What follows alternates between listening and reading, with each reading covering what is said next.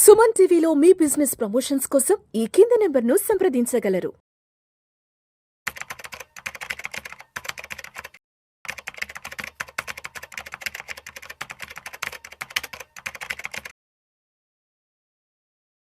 నమస్తే అండి, నేను మీ రేవంత్ చలమల.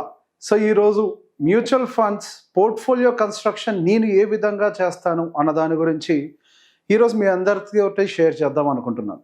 సో బేసిక్గా మ్యూచువల్ ఫండ్ పోర్ట్ఫోలియో అని అంటే ఒక కన్స్ట్రక్షన్ చేయడం అనేది చాలా ఇంపార్టెంట్. ఏదో ఒక ఫండ్ని సెలెక్ట్ చేయడం ఇంపార్టెంట్ కాదు. ఎప్పుడైనా కానీ ఒక పోర్ట్ఫోలియో అనేది ప్రాపర్గా డిజైన్ చేసుకోవాలి. దేనికి ఎంత వెయిటేజ్ ఇవ్వాలి అనేది ఎప్పుడు కూడా మనం ప్లాన్ చేయాలి అని చెప్తూ ఉంటాను. సో దానికోసం మనం ఎన్ని నెంబర్ ఆఫ్ ఫండ్స్ అయినా సెలెక్ట్ చేసుకోవచ్చు. ఇంతకుముందు ఏదో యూట్యూబ్లో వీళ్ళు 5 ఫండ్స్ చాలు, 5కు మించి పెట్టకండి, ఇట్లాంటివి చాలా చెప్పారు. ఇదంతా కూడా ఒట్టి ట్రాష్. సో ఇప్పుడు మనకి ఎక్కువ నెంబర్ ఆఫ్ ఫండ్స్ ఉన్నప్పటికీ మనం అనుకుంటున్నటువంటి పోర్ట్ఫోలియోని ఏ విధంగా కన్స్ట్రక్ట్ చేయొచ్చు. సో సహజంగా మనం ఒక స్టాక్ బయింగ్ ఇట్లాంటివన్నీ చేసేటప్పుడు వెయిటేజెస్ ఇస్తూ ఉంటాం. అంటే నేను పలానా సెగ్మెంట్కి లేదా సెక్టార్కి ఇంత వెయిటేజ్ ఇవ్వాలి, ఒక స్టాక్ ఇంత వెయిటేజ్ ఇవ్వాలి. సో ఈ విధంగా సహజంగా ప్లాన్ చేసుకుంటూ ఉంటారు కదా.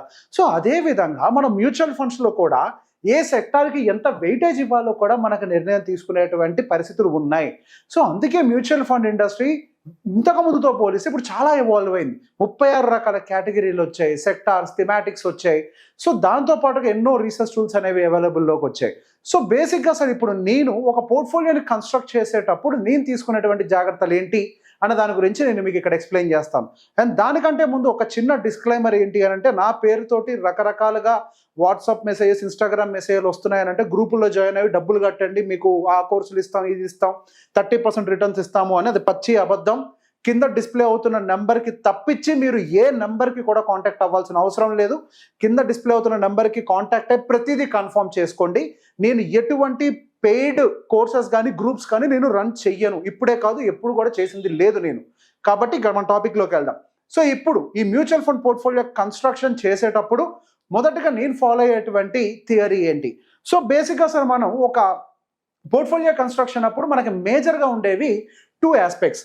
ఒకటి వచ్చేసరికి ఇక్కడ మనకి ఈక్విటీ ఉంటుంది. ఓకే, ఈక్విటీ తర్వాత ఉండేటువంటి ఆస్పెక్ట్ ఏంటి, డెప్ట్ ఒకటి ఉంటుంది. దాని తర్వాత ఉండేది ఏంటి మనకి కమోడిటీ. ఇట్లా 3 ఆస్పెక్ట్స్ ఉంటాయి. సో ఈ మూడిటిలో దేనికి ఎంత ఎలోకేషన్ చెయ్యాలి అనేది ఇక్కడ పెద్ద ఆట. సో ఇప్పుడు ఈ మూడిటికి మనకి మ్యూచువల్ ఫండ్ నుంచి ఎలోకేషన్ ఇచ్చేటువంటి ఆపర్చునిటీస్ ఉన్నాయి.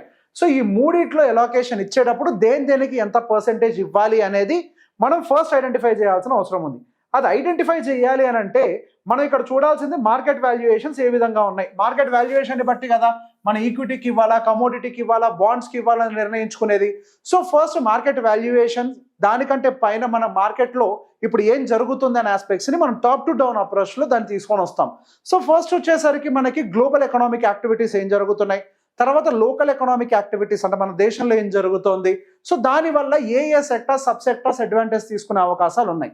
ఈ విధంగా ఐడెంటిఫై చేసే ప్రయత్నం చేస్తాం. ఇప్పుడున్నటువంటి కరెంట్ సినారియోని ఎగ్జాంపుల్గా తీసుకునే ప్రయత్నం చేద్దాం.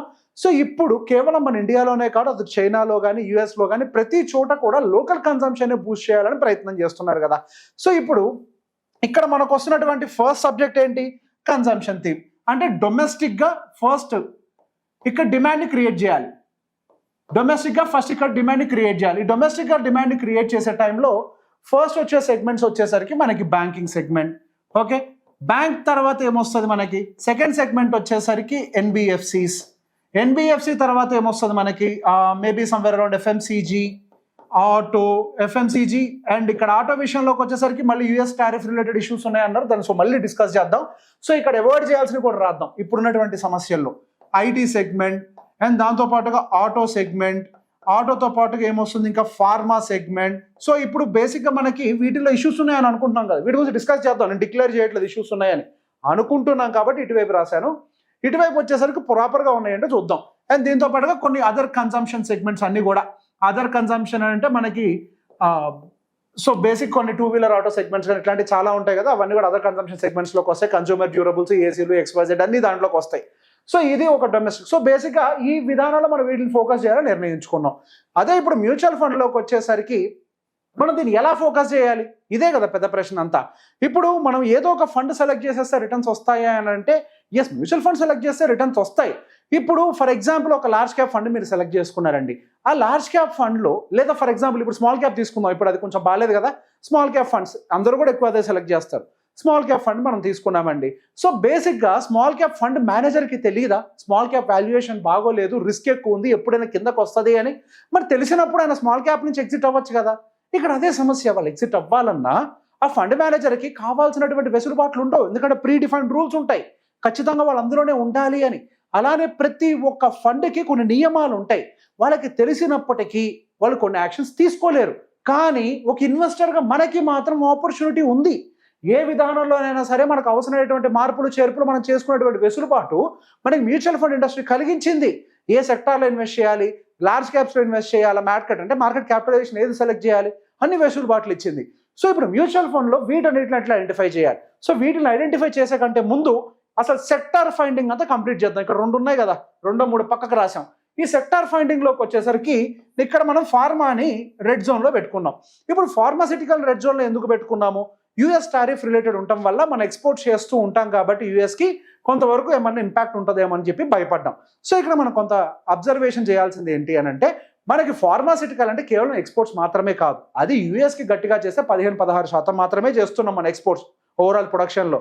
సో ఇక్కడ మనకి డొమెస్టిక్ హెల్త్ కేర్ సెగ్మెంట్ కూడా ఉంటుంది కదా, అంటే మన డయాగ్నోస్టిక్ సెంటర్స్, హాస్పిటల్, మన లోకల్లో వారే ఫార్మా అంతా కూడా పోదు కదా. సో ఇక్కడ ఏం చేస్తాం, ఇది కూడా యాడ్ చేస్తాం, హెల్త్ కేర్. ఓకే, ఈ హెల్త్ కేర్ తర్వాత నెక్స్ట్ ఇక్కడ ఆటో ఉంది. ఈ ఆటోకి సంబంధించి ఏంటి, ఇప్పుడు ఆటో సెగ్మెంట్కి రిలేటెడ్ కొంతవరకు ఒక 25% టారిఫ్ విధించడం వల్ల ఆటో సెగ్మెంట్కి కొంత ఇంపాక్ట్ ఉంది. సో అది టోటల్ ఆటో సెగ్మెంట్కి ఇంపాక్ట్ ఉందా? లేదు కదా. మరి ఇక్కడ డొమెస్టిక్ కన్సంప్షన్ని బూస్ట్ చేసేటప్పుడు 2 వీలర్స్, బడ్జెట్ కార్స్ ఇవన్నీ కూడా సేల్స్లోకి వస్తాయి కదా. మరి అట్లాంటప్పుడు ఈ ఆటోను కూడా ఇక్కడికి తీసుకురావాలి కదా. మరి ఇక్కడ కూడా కొంత సేల్స్ ఉన్నాయి కదా, 2 వీలరు, బడ్జెట్ కార్స్ ఇవన్నీ కూడా సేల్ అవుతాయి కదా, ఖాళీగా ఉండదు కదా. ఏదో 1 or 2 స్టాక్స్కి మాత్రమే ఇష్యూస్ పరిమితం, అన్నిటికీ కాదు కదా. And next coming to this IT segment. ఈ ఐటీ సెగ్మెంట్కి సంబంధించిన కండిషన్ ఏంటి? ఇప్పుడు ఐటీకి సంబంధించి అక్కడ యూఎస్ లేదా రిసెషన్ వస్తే మళ్ళీ ఐటీ ఇంపాక్ట్ అవుతుంది, XYZ అండ్ ఏ వస్తుంది, ఏ వస్తే ఐటీ సెగ్మెంట్ అంతా కొలాప్స్ అవుతుంది. ఇట్లా చాలా మాటలు చెప్తున్నాం. ఇక్కడ ఒక మాట మనం అర్థం చేసుకోవాలి, ఐటీ సెగ్మెంట్ అంటే ఫస్ట్ అసలు కంప్యూటర్లు వచ్చినప్పుడు మనుషులకు ఉద్యోగాలే ఉండవు, ఖాళీలు అయిపోతారు అని చెప్పేసి అన్నారు. కానీ ఇప్పుడు ఏం జరిగింది, ఉద్యోగాలు ఇంకా పెరిగాయి. ఇప్పుడు ఏ వచ్చింది, ఇంకా పెరుగుతాయి. కాదు నేచర్ ఆఫ్ వర్క్ మారుతుందేమో, ట్రెడిషనల్ లాంగ్వేజెస్ నుంచి ఏ కోడింగ్లోకి ఏ లాంగ్వేజ్లోకి షిఫ్ట్ అవుతారేమో, అంతే. పని విధానం మారుతుంది, కొత్త కోర్సులు వస్తాయేమో, కానీ పూర్తిగా ఒక వ్యవస్థ పోదు కదా. ఇప్పుడు ఐటీ వ్యవస్థ అనేది దానికంతా అది నడిచేది కాదు. అసలు ఈ వ్యవస్థలన్నీ నడవాలి అని అంటే వీటికి సపోర్ట్ ఇచ్చేది ఐటీ సర్వీసెసే కదా. అసలు ఈ వ్యవస్థ నడిచినంత కాలం ఐటీ సపోర్ట్ కావాలి. అట్లాంటిది హైయెస్ట్ పాపులేషన్ ఉన్న, హైయెస్ట్ లేబర్ సప్లై ఉన్నటువంటి అది ఇండియన్ ఐటీ సెగ్మెంట్కి ఏమవుతుంది, ఒక టెంపరీ హికప్స్, స్లో డౌన్స్ అన్నీ వస్తూ ఉంటాయి. అట్లాంటి ఒక ఐటీ సెగ్మెంట్ ఎట్లా నెగ్లెక్ట్ చేస్తాం? ఇప్పుడు పడ్డది, సరే పడ్డది కాబట్టి కొద్దిగా దాని వైపు కూడా చూడాలి. అండ్ అది కూడా ఐటీ అనేది భవిష్యత్తులో నడుపుతుంది. ఇవన్నీ నడపాలంటే ఏం కావాలి, మనకి ఐటీ కావాలి. ఓకే, ఇక్కడ ఇవన్నీ ఐడెంటిఫై చేసాం. సో ఇప్పుడు ఇవన్నీ ఐడెంటిఫై చేసాం కదా, ఈ సెగ్మెంట్స్ అన్నిటిని. ఇప్పుడు ఈ సెగ్మెంట్స్ అన్నిటిని ఐడెంటిఫై చేసాము. ఇప్పుడు బేసిక్గా మనం ఫస్ట్ ఏం మాట్లాడుకున్నాం, ఈక్విటీ, డెప్ట్, కమోడిటీ. సో వీటికి అలొకేషన్ ఇవ్వాలి. ఓకే, ఇట్లా సెక్టర్ ఐడెంటిఫికేషన్ జరిగింది. ఇప్పుడు నేను ఈక్విటీకి ఎంత అలొకేషన్ ఇవ్వాలి, అండ్ నెక్స్ట్ బాండ్స్కి ఎంత అలొకేషన్, అంటే డెప్ట్ బేస్ ఫండ్స్కి ఎంత అలొకేషన్ ఇవ్వాలి, కమోడిటీకి ఎంత అలొకేషన్ ఇవ్వాలి, ఇది కదా. సో ఇప్పుడు ఇప్పుడు కమోడిటీ అని అంటే ఏంటి, మన గోల్డ్, సిల్వర్ ఇవి వస్తాయి. ఇప్పుడు ఆల్రెడీ గోల్డ్ అండ్ సిల్వర్ పరుగులు తీస్తుంది, ₹1,00,000 అంతా టచ్ చేసింది కాబట్టి ఎప్పుడైనా పడుతుందేమో అని కొంత భయం నాలో ఉంది కాబట్టి నేను కమోడిటీకి 0 ఇవ్వడానికి ట్రై చేస్తాను. అండ్ అదేవిధంగా డెప్ట్ బేస్డ్ ఫండ్స్కి ఇప్పుడు ఏమైనా అలొకేషన్ ఇవ్వాలా అంటే కేస్ టు కేస్ వేరీస్. అవతల వాళ్ళకు ఉన్నటువంటి టార్గెట్స్ ఏంటి, అండ్ వాళ్ళకి ఎప్పుడు డబ్బులు అవసరం, వాళ్ళు రిటైర్మెంట్కి ఆల్రెడీ వచ్చేసారా, ఇట్లా చాలా కేసెస్ ఉంటాయి. వాటిని బేస్ చేసుకొని దీన్ని న్యూట్రల్గా ఉంచి డెసిషన్ తీసుకోవాలి. అంటే కేస్ టు కేస్ ఇది వేరీ అవుతుంది. అండ్ ఈక్విటీ అండ్ ఈ డెప్ట్ ఈక్విటీ కూడా ఇంకొక కేసు కూడా ఉంటుంది. ఇప్పుడు మార్కెట్ వాల్యుయేషన్స్ కనుక ఫేర్గా ఉన్నాయి అనుకో, వి విల్ టేక్ 100% ఎక్స్పోజర్. మంచి ఫేర్ వాల్యుయేషన్లో ఉంటే ఈక్విటీకి 100 తీసుకొని డెప్ట్కి 0 తీసుకుంటాం. లేదు వాల్యుయేషన్స్ కొంచెం వీక్ అవుతున్నాయి అనుకో, మేబీ 60 ఈక్విటీకి తీసుకొని డెప్ట్కి ఒక 20 ఎంతో తీసుకుంటాం, దీనికి ఒక 20 ఎంతో. వాల్యుయేషన్స్ని బట్టి ఇదంతా గేమ్, దేనికి ఎంత వెయిటేజ్ ఇవ్వాలి అనేది. జస్ట్ మనం మ్యూచువల్ ఫండ్స్ కొంటాము అంటే కంప్లీట్గా బ్లైండ్గా తీసుకొని వెళ్ళి ఈక్విటీలో పెట్టాలి, ఇట్లేం లేదు. It's a combination. Warren Buffett గారు ఏం చేస్తారు, ఎప్పుడైనా డెప్ట్ బేస్డ్ ఫండ్స్లో క్యాష్ రిజర్వ్స్ కింద కనీసం ఆయన 20, 30, 40% పెట్టడానికి బాగా ఇష్టపడతారు. ఆయన పోర్ట్ఫోలియో ఏమైనా పాడైపోయిందా? ఆయన ప్రపంచంలో ఎప్పటికీ నెంబర్ 1 ఇన్వెస్టర్గానే ఉన్నారు కదా. ఓకే, సో బేసిక్గా ఇప్పుడు మనం ఏ విధంగా ఈక్విటీ డెప్ట్ అలొకేషన్ అని చూసుకున్నాం. ఇప్పుడు ఫండ్ అలొకేషన్ ఎలా తీసుకోవాలి? నేను ఫండ్ పేరు ఒక్కటి కూడా చెప్పను, దయచేసి నన్ను ఈ విషయంలో మాత్రం ఎక్స్క్యూజ్ చేయండి. ఒక లైసెన్స్డ్ పర్సన్ ఫండ్ పేరు చెప్పే హక్కు సెబీ ఇవ్వలేదు కాబట్టి మేము ఖచ్చితంగా ఫండ్ పేరు అయితే చెప్పలేము. కాకపోతే నేను ఏ విధంగా నేను ప్రాసెస్ చేస్తానో ఆ ప్రాసెస్ మాత్రమే ఎక్స్ప్లెయిన్ చేస్తాను. ఇప్పుడు ఇందాక ఏం చేసాం, రకరకాల ఫండ్స్ అవన్నీ కూడా ఐడెంటిఫై చేసాం, అంటే సెక్టార్స్ అవన్నీ కూడా ఐడెంటిఫై చేసాం. సో బేసిక్గా మేము కొద్దిగా ఎంఎఫ్డీస్ మ్యూచువల్ ఫండ్ డిస్ట్రిబ్యూటర్స్ కాబట్టి మాకుండే సాఫ్ట్వేర్ కొద్దిగా బెటర్గా ఉంటాయి. మా దగ్గర రీసెర్చ్ టూల్స్ కానీ ఇవన్నీ కొంచెం ఎక్కువగా ఉంటాయి. So based on the research tools we can select based on the AUM, stocks, bond exposure ఎంత ఉంది, ఓకే, సెక్టార్ ఎక్స్పోజర్, ఇట్లా అన్నింటినీ సెలెక్ట్ చేసుకోవచ్చు అనమాట. సరే, ఇప్పుడు మనం సెక్టార్ బేస్డ్ మనం అనుకుంటున్నాం కదా, సో సెక్టార్ బేస్డ్ మీద ఒకసారి మనం సర్చ్ చేద్దాం. ఇందాక మనం బ్యాంకింగ్ అని అనుకున్నాం, నేను ఒకటే ఎగ్జాంపుల్ చూపిస్తాను, టైం వేస్ట్ చేయను. ఓకే, సో బేసిక్గా బ్యాంకింగ్ అని అనుకున్నాం, ఓకే, బ్యాంక్ సెలెక్ట్ చేసుకున్నాం. మరి బ్యాంకింగ్కి వెయిటేజ్ ఎంత ఇవ్వాలి, అది కూడా ఒక పెద్ద ప్రశ్న. ఇప్పుడు బ్యాంక్స్కి ఇప్పుడు మినిమం, అంటే ఇప్పుడు బ్యాంకు నాకు బాగా నడుస్తుంది అని నమ్మకం ఉందనుకోండి, అంటే బ్యాంకింగ్ వ్యవస్థ. సో బేసిక్గా ఒక 20% ఎక్స్పోజర్ ఇచ్చేటువంటి మ్యూచువల్ ఫండ్స్ ఏమేమి ఉన్నాయి అవన్నీ వెతుక్కుంటాను. సో ఇప్పుడు మొత్తం లిస్ట్ అంతా కూడా లోడ్ అవుతుంది అనమాట. ఇక్కడ ఏమేమి మ్యూచువల్ ఫండ్స్ ఉన్నాయి, ఎంతెంత ఎక్స్పోజర్ బ్యాంకింగ్ సెక్టార్కి ఇస్తున్నాయి, అందులో ప్రైవేట్ బ్యాంక్స్ ఎన్ని, పిఎస్యూ బ్యాంక్స్ ఏంటి, అవంతా కూడా లిస్ట్ అంతా రెడీ అవుతుంది. ఆ లిస్ట్ రెడీ అయిపోయిన తర్వాత అక్కడ కేవలం ఆ ఫండ్లో బ్యాంకింగ్స్ అయినా వేరే సెక్టార్స్ కూడా ఉంటాయి కదా, సో వాటిని కూడా స్క్రీన్ డౌన్ చేస్తాం. సో అట్లా కొన్ని స్క్రీన్ డౌన్ చేసిన తర్వాత అప్పుడు ఒక పోర్ట్ఫోలియో, ఒక బాస్కెట్ని రెడీ చేస్తాం.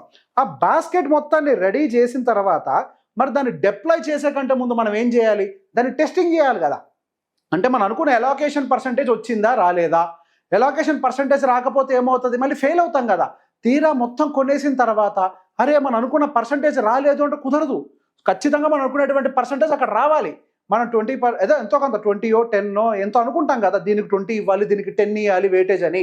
సో బేసిక్గా ఏం చేస్తానంటే మా సాఫ్ట్వేర్లో మోడల్ పోర్ట్ఫోలియోని తయారు చేసుకుని చెక్ చేసుకుంటాం. ఓకే, ఇప్పుడు ఈ 10 రకాల ఫండ్స్ అన్నీ కలిపి ఎక్కడెక్కడ వెయిటేజ్ ఇస్తుంది, ఒక్కొక్క ఫండ్ కాదు, టోటల్ ఎంటైర్ 10 ఫండ్స్ కలిపి ఎక్స్రే అయిపోవాలి. అంటే అన్ని ఫండ్స్ కలిపి ఏ స్టాక్కి ఎంత వెయిటేజ్, ఏ సెక్టార్కి ఎంత వెయిటేజ్ అనేది స్క్రీన్ అయిపోవాలి.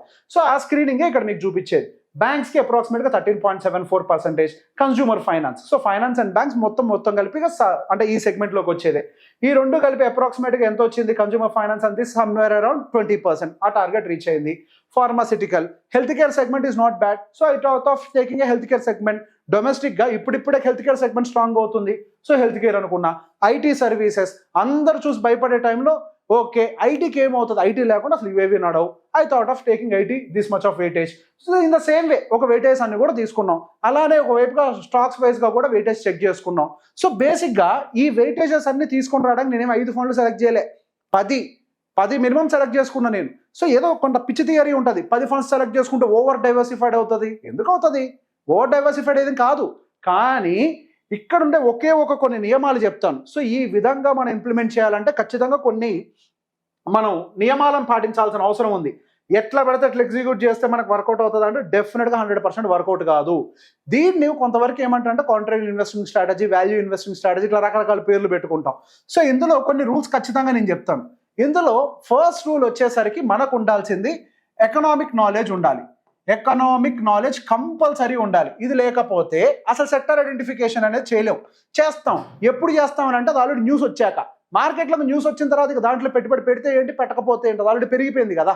మనకి రిటర్న్స్ ఎప్పుడు రావాలి, రిటర్న్స్ రావాలి అని అంటే అది పెరగక ముందు పెట్టాలి, అంటే ఎంతో కొంత కొంచెం బెటర్గా ఐడెంటిఫై చేయాలి. సో ఎకనామిక్ నాలెడ్జ్ కొంత ఉండాలి మార్కెట్ మీద, ఎంతో కొంత దాని మీద ఏ టైంలో ఏది జరుగుతుందో మనకు తెలిసి ఉండాలి.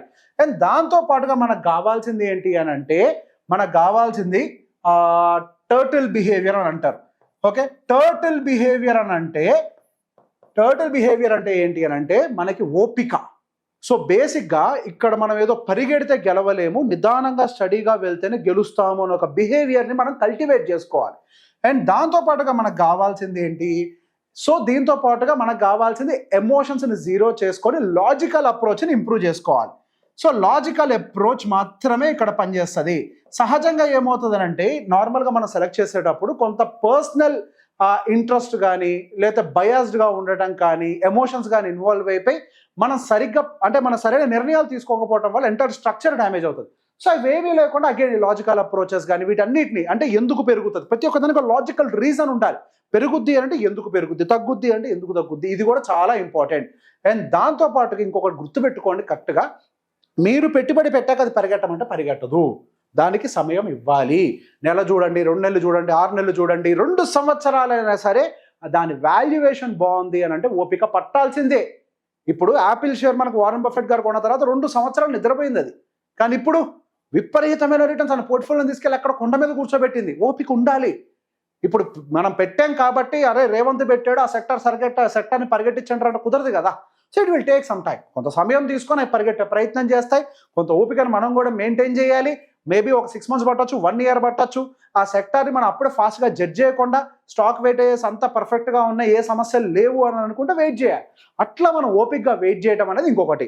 అండ్ అన్నిటికంటే ఇంకా ఇంపార్టెంట్ ఏంటంటే ఇట్లాంటి పనులు చేసేటప్పుడు రివ్యూ, రెగ్యులర్గా రివ్యూ అండ్ రీబ్యాలెన్సింగ్ చేస్తూ ఉండాలి. రివ్యూ రీబ్యాలెన్సింగ్ కనుక చేయకపోతే ఇది పనిచేయదు. ఎందుకు మన సెక్టర్ వెయిటేజ్ మనం అది డిసైడ్ చేస్తుంది ఎంత ఉండాలి ఏంటి అనేది. ఇప్పుడు అసలు మ్యూచువల్ ఫండ్ ఎట్లా సెలెక్ట్ చేస్తాం? ఇంటర్నల్ వెయిటేజ్ని బట్టే కదా. That is how we select the mutual fund. మరి అట్లాంటప్పుడు దాన్ని ప్రాపర్గా రివ్యూ అండ్ రీబ్యాలెన్స్ చేయలేకపోతే ఇంకెందుకు ఆ ఫండ్, ఆ పోర్ట్ఫోలియోస్ అలా పర్ఫామ్ చేయదు కదా. So review and rebalancing is always needed. And ఇంకొకటి వచ్చేసరికి డబ్బులు యాడ్ చేసేటప్పుడు ఇంతకుముందు నేను ఇంత పర్సెంటేజ్తో వెయిటేజెస్ ఇచ్చాను కదా, అదే వెయిటేజ్తో మళ్ళీ సెకండ్ టైం యాడ్ చేసేటప్పుడు చేస్తానంటే కుదరదు. ఇప్పుడు యాడ్ చేసిన దానికి మళ్ళీ 2 నెలల తర్వాత డబ్బులు యాడ్ చేసేదానికి మార్కెట్లో చాలా మార్పులు వస్తాయి. ఆల్రెడీ కొంతవరకు మూమెంట్ జరిగిపోయి ఉంటుంది. కాబట్టి అప్పుడు కండిషన్కి తగ్గట్టుగా again you have to review your portfolio. అప్పుడు యాడ్ చేసేటప్పుడు ఎక్కడ యాడ్ చేసుకోవాలో డిసైడ్ అవ్వాలి ఇట్లా. సో బేసిక్గా ఈ విధానంలో యాక్చువల్గా నా క్లయింట్స్ కోసం నేను ట్రై చేస్తుంటాను. అంటే that is how I operate the mutual funds. So బేసిక్గా ఈ విధానంలో మనం కనుక ట్రై చేస్తే అప్పుడు మాత్రం మనకి గెలుపు వస్తుంది. Mutual fund is having lot of logical approach. అట్లా సెలెక్ట్ చేస్తే అవ్వదు. దాని వెనకాల సైంటిఫిక్ అప్రోచ్ చాలా ఉంటుంది. ఇంత హోంవర్క్ చేస్తేనే మనకు మ్యూచువల్ ఫండ్లో సక్సెస్ అనేది దొరుకుతుంది. ఈ వీడియో మీకు నచ్చిన అందరికీ కూడా షేర్ చేసే ప్రయత్నం చేయండి. Thank you very much.